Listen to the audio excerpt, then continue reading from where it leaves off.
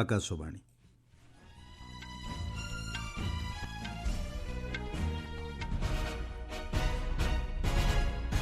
ସମ୍ବାଦ ପଢ଼ୁଛନ୍ତି ସତ୍ୟବ୍ରତ ବେହୁରା। ପଶ୍ଚିମବଙ୍ଗ ବିଧାନସଭା ନିର୍ବାଚନର ପ୍ରଥମ ପର୍ଯ୍ୟାୟରେ ସ୍ୱାଧୀନତା ପରଠାରୁ ସର୍ବାଧିକ ମତଦାନ 92.72% ରେକର୍ଡ ସୂଚନା। ଇସ୍ରାଏଲ ଓ ଲେବାନନ ମଧ୍ୟରେ ଯୁଦ୍ଧବିରତି ସମୟସୀମା 3 ସପ୍ତାହ ବୃଦ୍ଧି। ପଞ୍ଚାୟତିରାଜ ଅନୁଷ୍ଠାନଗୁଡ଼ିକୁ ସୁଦୃଢ଼ କରିବା ଉଦ୍ଦେଶ୍ୟରେ ଆଜି ପାଳନ କରାଯାଉଛି ଜାତୀୟ ପଞ୍ଚାୟତିରାଜ ଦିବସ। ଏବଂ IPLରେ ଗତକାଲି ଅନୁଷ୍ଠିତ ମ୍ୟାଚ୍ରେ ଚେନ୍ନାଇ ସୁପର କିଙ୍ଗସ୍ ବିଜୟୀ। ଆଜି ହେବ ରୟାଲ ଚ୍ୟାଲେଞ୍ଜର୍ସ ବେଙ୍ଗାଲୁରୁ ଏବଂ ଗୁଜରାଟ ଟାଇଟନ୍ସ ମଧ୍ୟରେ ମ୍ୟାଚ୍। ପଶ୍ଚିମବଙ୍ଗରେ ବିଧାନସଭା ନିର୍ବାଚନର ପ୍ରଥମ ପର୍ଯ୍ୟାୟରେ ସ୍ୱାଧୀନତା ପରଠାରୁ ସର୍ବାଧିକ ମତଦାନ 92.72% ରେକର୍ଡ ହୋଇଛି। ତାମିଲନାଡୁରେ ମଧ୍ୟ 85.14% ମତଦାନ ରେକର୍ଡ ହୋଇଥିବା ସୂଚନା ମିଳିଛି। ତାମିଲନାଡୁରେ 83.57%ରୁ ଅଧିକ ପୁରୁଷ, 85.76%ରୁ ଅଧିକ ମହିଳା ଏବଂ 60.49% ତୃତୀୟ ଲିଙ୍ଗୀ ସେମାନଙ୍କ ମତ ସାବ୍ୟସ୍ତ କରିଛନ୍ତି।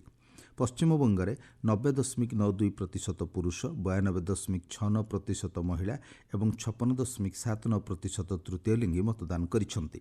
ଗୁଜରାଟର ଉମରେଥ ଉପନିର୍ବାଚନରେ 59.03% ମତଦାନ ହୋଇଥିବା ବେଳେ ମହାରାଷ୍ଟ୍ରର ବାରାମତୀରେ 57.48% ଏବଂ ରାହୁରି ଉପନିର୍ବାଚନରେ 55.31% ମତଦାନ ରେକର୍ଡ କରାଯାଇଛି।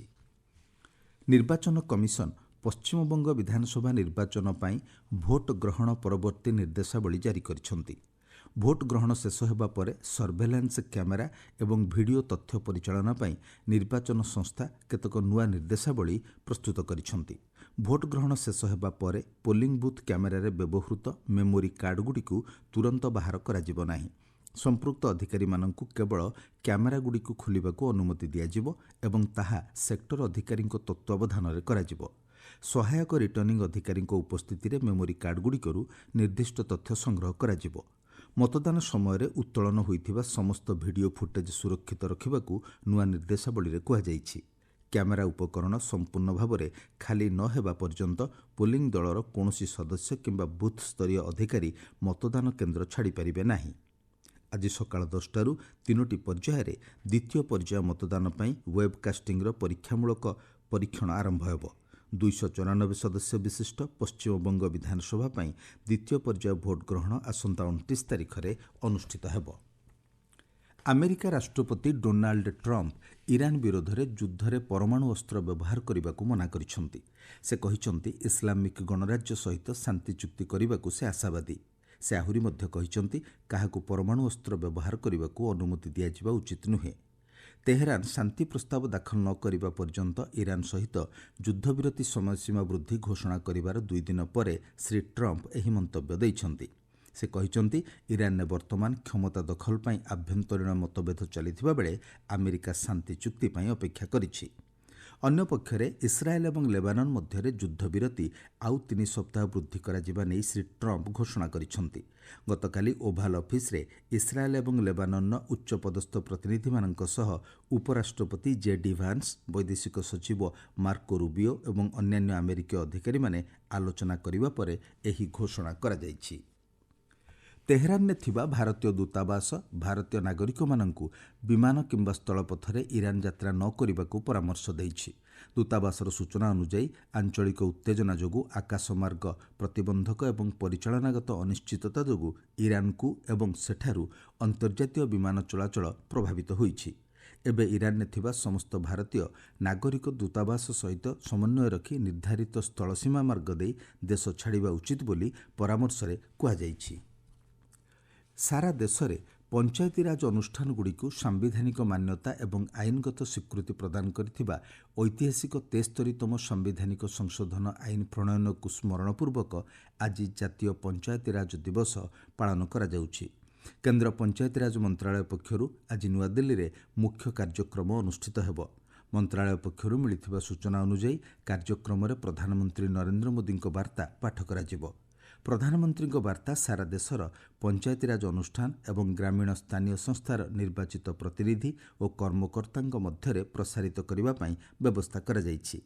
ଜାତୀୟ କାର୍ଯ୍ୟକ୍ରମରେ ପଞ୍ଚାୟତିରାଜ ରାଷ୍ଟ୍ରମନ୍ତ୍ରୀ ପ୍ରଫେସର ଏସ୍ପି ସିଂହ ବାଘେଲଙ୍କ ସହିତ ସଚିବ ଏବଂ ମନ୍ତ୍ରଣାଳୟର ଅନ୍ୟାନ୍ୟ ବରିଷ୍ଠ ଅଧିକାରୀମାନେ ଯୋଗଦେବେ। ମନ୍ତ୍ରଣାଳୟ କହିଛି, ଏହି ଅବସରରେ ପଞ୍ଚାୟତ ଉନ୍ନତି ସୂଚକାଙ୍କ ଉପରେ ଏକ ରିପୋର୍ଟ ଏବଂ ମେରି ପଞ୍ଚାୟତ ମେରି ଧରୋହର ଉପରେ 3ଟି ପୁସ୍ତକ ଉନ୍ମୋଚନ ହେବ।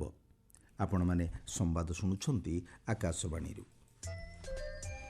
ବିହାର ମୁଖ୍ୟମନ୍ତ୍ରୀ ସମ୍ରାଟ ଚୌଧୁରୀ ଆଜି ଏକ ସ୍ୱତନ୍ତ୍ର ଦିନିକିଆ ବିଧାନସଭା ଅଧିବେଶନରେ ଆସ୍ଥା ଭୋଟ ଲୋଡ଼ିବେ।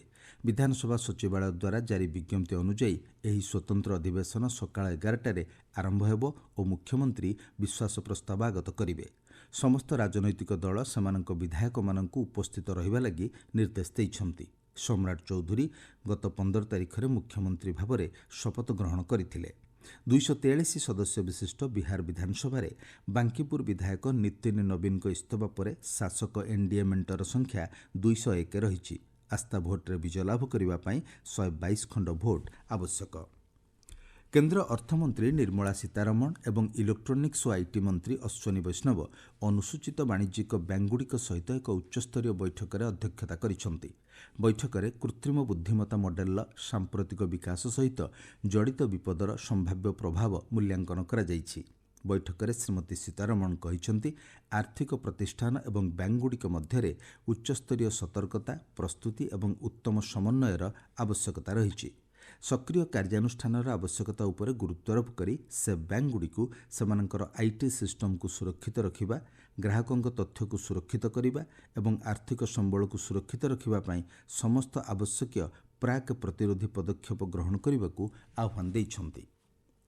ଜାତିସଂଘ ସାଧାରଣ ପରିଷଦର ଅଧ୍ୟକ୍ଷା ଆନା ଲେନା ବେରବକ୍ ଆସନ୍ତା ସପ୍ତାହରେ ଭାରତ ଗସ୍ତରେ ଆସିବେ। ଗସ୍ତ କାଳରେ ସେ ସରକାରୀ ଅଧିକାରୀଙ୍କ ସହ ବିଭିନ୍ନ ଦ୍ୱିପାକ୍ଷିକ ପ୍ରସଙ୍ଗ ନେଇ ଆଲୋଚନା କରିବାର କାର୍ଯ୍ୟକ୍ରମ ରହିଛି। ଜାତିସଂଘ ସାଧାରଣ ପରିଷଦ ଅଧ୍ୟକ୍ଷାଙ୍କ ମୁଖପାତ୍ର କହିଛନ୍ତି, ପରିଷଦର 80ତମ ଅଧିବେଶନର ଅଧ୍ୟକ୍ଷା ବେରବକ୍ ଭାରତ ଏବଂ ଚୀନ ସରକାରଙ୍କ ନିମନ୍ତ୍ରଣ କ୍ରମେ ଉଭୟ ଦେଶ ଗସ୍ତ କରିବେ। ଜାତିସଂଘ ସାଧାରଣ ପରିଷଦର ଅଧ୍ୟକ୍ଷ ଭାବେ ଏହା ତାଙ୍କର ପ୍ରଥମ ଭାରତ ଗସ୍ତ ହେବ। ପୂର୍ବରୁ ଜର୍ମାନର ବୈଦେଶିକ ମନ୍ତ୍ରୀ ଭାବରେ ଏବଂ ନୂଆଦିଲ୍ଲୀରେ ଏଆଇ ପ୍ରଭାବ ସମ୍ମିଳନୀରେ ଯୋଗଦେବା ପାଇଁ ସେ ଭାରତ ଆସିଥିଲେ। ଆକାଶବାଣୀରେ ଲୋକଙ୍କ ପଦ୍ମ ଶୀର୍ଷକ ଧାରାବାହିକରେ ଆଜି ମହାରାଷ୍ଟ୍ରର ଶ୍ରୀ ଭିକଲ୍ୟ ଲଡ଼କିଆ ଧିଣ୍ଡାଙ୍କ ସାକ୍ଷାତ ଆଲୋଚନା ପ୍ରସାରଣ କରାଯିବ। ଯନ୍ତ୍ର ସଙ୍ଗୀତ, ତର୍ପା ବାଦ୍ୟଯନ୍ତ୍ର ବାଦନ କ୍ଷେତ୍ରରେ ଉତ୍କର୍ଷ ପ୍ରତିପାଦନ ପାଇଁ ମହାରାଷ୍ଟ୍ରର ବିଶିଷ୍ଟ କଳାକାର ଶ୍ରୀ ଧିଣ୍ଡାଙ୍କୁ ପଦ୍ମଶ୍ରୀରେ ସମ୍ମାନିତ କରାଯିବ। ଏହି ବାର୍ତ୍ତାଳାପ ଆଜି ସକାଳ 9:10 100.1 ଆକାଶବାଣୀ ଗୋଲ୍ଡ ଚ୍ୟାନେଲରେ ପ୍ରସାରଣ କରାଯିବ। କାର୍ଯ୍ୟକ୍ରମ ମଧ୍ୟ news on AIR O news on AIR official YouTube ଚ୍ୟାନେଲରେ ଉପଲବ୍ଧ ହେବ। ସାମାଜିକ ଗଣମାଧ୍ୟମ ପୋଷ୍ଟରେ ଭାରତୀୟଙ୍କ ବିଷୟରେ ଦିଆଯାଇଥିବା ମନ୍ତବ୍ୟ ଅନୁପଯୁକ୍ତ ଏବଂ ନିନ୍ଦନୀୟ ବୋଲି ବୈଦେଶିକ ବ୍ୟାପାର ମନ୍ତ୍ରଣାଳୟ ମୁଖପାତ୍ର ରଣଧୀର ଜୟସ୍ୱାଲ କହିଛନ୍ତି। ସେ କହିଛନ୍ତି, ଏହି ମନ୍ତବ୍ୟ ଭାରତ ଆମେରିକା ସମ୍ପର୍କର ବାସ୍ତବତାକୁ ପ୍ରତିଫଳିତ କରେ ନାହିଁ। ଆମେରିକା ରାଷ୍ଟ୍ରପତି ଡୋନାଲ୍ଡ ଟ୍ରମ୍ପ ଏକ ପଡକାଷ୍ଟର 4 ପୃଷ୍ଠାର ଲିଖିତ ସ୍କ୍ରିପ୍ଟ ସେୟାର କରିଥିଲେ, ଯେଉଁଥିରେ ଭାରତୀୟଙ୍କ ଉପରେ ଅପମାନଜନକ ମନ୍ତବ୍ୟ ରହିଥିଲା। ଭାରତ କୋକିଂ କୋଲ୍ ଲିମିଟେଡ୍ 2026-27 ଆର୍ଥିକ ବର୍ଷର ପ୍ରଥମ ତ୍ରୈମାସିକ ପାଇଁ କାର୍ଯ୍ୟଦକ୍ଷତା ପ୍ରୋତ୍ସାହନ ଏବଂ ବିଦ୍ୟୁତ୍ କ୍ଷେତ୍ରର ଗ୍ରାହକମାନଙ୍କୁ ନଗଦ ରିହାତି ପ୍ରଦାନ କରୁଥିବା ନେଇ ଘୋଷଣା କରିଛି। କୋଇଲା ମନ୍ତ୍ରଣାଳୟର ସୂଚନା ଅନୁଯାୟୀ ଏହି ଯୋଜନା ଫ୍ଲେକ୍ସି ଲିଙ୍କେଜ୍ ଯୋଜନା ଅଧୀନରେ ଥିବା ଇନ୍ଧନ ଯୋଗାଣ ଚୁକ୍ତିନାମା କ୍ଷେତ୍ରରେ ସମସ୍ତ ଯୋଗ୍ୟ ବିଦ୍ୟୁତ୍ ଗ୍ରାହକଙ୍କ ପାଇଁ ପ୍ରଯୁଜ୍ୟ ହେବ। ସୂଚନା ଅନୁଯାୟୀ ତ୍ରୈମାସିକ ପରିମାଣର 120%ରୁ କମ୍ କୋଇଲା ଉତ୍ତୋଳନ ପାଇଁ ଏହି ଯୋଜନା ଅଧୀନରେ କାର୍ଯ୍ୟଦକ୍ଷତା ପ୍ରୋତ୍ସାହନ ପୂର୍ବ ବ୍ୟବସ୍ଥା ଅନୁଯାୟୀ କଞ୍ଚା କୋଇଲା ଉପରେ ପ୍ରଯୁଜ୍ୟ ହେବ। ଅଧିକ କୋଇଲା ଉତ୍ତୋଳନକୁ ପ୍ରୋତ୍ସାହନ କରିବା, ପରିବହନ ବ୍ୟବସ୍ଥାର ଉନ୍ନତିକରଣ ଏବଂ ବିଦ୍ୟୁତ୍ କ୍ଷେତ୍ରକୁ ରିହାତି ପ୍ରଦାନ କରିବା ଉଦ୍ଦେଶ୍ୟରେ ଏହି ପଦକ୍ଷେପ ଗ୍ରହଣ କରାଯାଇଛି। ଆଇପିଏଲ୍ କ୍ରିକେଟରେ ଗତକାଲି ମୁମ୍ବାଇର ୱାଙ୍ଗଖେଡେ ଷ୍ଟାଡିୟମରେ ଅନୁଷ୍ଠିତ ମ୍ୟାଚ୍ରେ ଚେନ୍ନାଇ ସୁପର କିଙ୍ଗସ୍ 103 ରନ୍ରେ ମୁମ୍ବାଇ ଇଣ୍ଡିଆନ୍ସକୁ ପରାସ୍ତ କରିଛି। ବିଜୟ ପାଇଁ 208 ରନ୍ର ପିଛା କରି ମୁମ୍ବାଇ ଇଣ୍ଡିଆନ୍ସ 19 ଓଭରରେ ମାତ୍ର 104 ରନ୍ରେ ଅଲ୍ ଆଉଟ୍ ହୋଇଥିଲା। ପ୍ରଥମେ ବ୍ୟାଟିଂ କରି ଚେନ୍ନାଇ ସୁପର କିଙ୍ଗସ୍ ନିର୍ଦ୍ଧାରିତ 20 ଓଭରରେ 6 ୱିକେଟ୍ରେ 207 ରନ୍ ସ୍କୋର କରିଥିଲା। ସଞ୍ଜୁ ସାମସନ୍ଙ୍କୁ ପ୍ଲେୟାର ଅଫ୍ ଦ ମ୍ୟାଚ୍ ଘୋଷଣା କରାଯାଇଥିଲା। ଆଜି ସନ୍ଧ୍ୟା 7:30 ବେଙ୍ଗାଲୁରୁର ଏମ୍ ଚିନ୍ନାସ୍ୱାମୀ ଷ୍ଟାଡିୟମରେ ରୟାଲ ଚ୍ୟାଲେଞ୍ଜର୍ସ ବେଙ୍ଗାଲୁରୁ ଏବଂ ଗୁଜରାଟ ଟାଇଟନ୍ସ ମଧ୍ୟରେ ମ୍ୟାଚ୍ ଅନୁଷ୍ଠିତ ହେବ। ମୁଖ୍ୟ ସମ୍ବାଦ ପୁଣି ଥରେ। ପଶ୍ଚିମବଙ୍ଗ ବିଧାନସଭା ନିର୍ବାଚନର ପ୍ରଥମ ପର୍ଯ୍ୟାୟରେ ସ୍ୱାଧୀନତା ପରଠାରୁ ସର୍ବାଧିକ ମତଦାନ 92.72% ରେକର୍ଡ ସୂଚନା। ଇସ୍ରାଏଲ ଏବଂ ଲେବାନନ ମଧ୍ୟରେ ଯୁଦ୍ଧବିରତି ସମୟସୀମା 3 ସପ୍ତାହ ବୃଦ୍ଧି। ପଞ୍ଚାୟତିରାଜ ଅନୁଷ୍ଠାନଗୁଡ଼ିକୁ ସୁଦୃଢ଼ କରିବା ଉଦ୍ଦେଶ୍ୟରେ ଆଜି ପାଳନ କରାଯାଉଛି ଜାତୀୟ ପଞ୍ଚାୟତିରାଜ ଦିବସ। ଆଇପିଏଲ୍ରେ ଗତକାଲି ଅନୁଷ୍ଠିତ ମ୍ୟାଚ୍ରେ ଚେନ୍ନାଇ ସୁପର କିଙ୍ଗସ୍ ବିଜୟୀ। ଆଜି ରୟାଲ ଚ୍ୟାଲେଞ୍ଜର୍ସ ବେଙ୍ଗାଲୁରୁ ଏବଂ ଗୁଜରାଟ ଟାଇଟନ୍ସ ମଧ୍ୟରେ ଅନୁଷ୍ଠିତ ହେବ ମ୍ୟାଚ୍। ସମ୍ବାଦ ଶେଷ ହେଲା।